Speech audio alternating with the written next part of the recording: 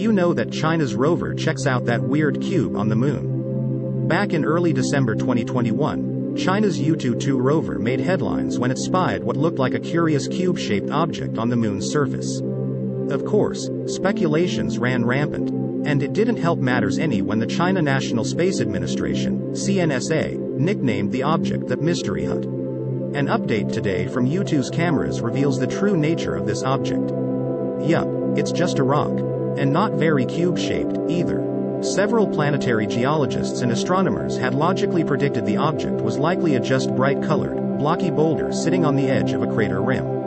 Orbital images from the Lunar Reconnaissance Orbiter didn't show anything out of the ordinary: rocks and more rocks on a cratered lunar surface. The perceived cube shape might have been just a pixelated view of a distant object. But just a rock doesn't mean it's not interesting. An odd-shaped, bright chunk of rock sitting on the edge of a crater likely has an interesting history, geologically speaking. For daily video updates, subscribe to Only Facts.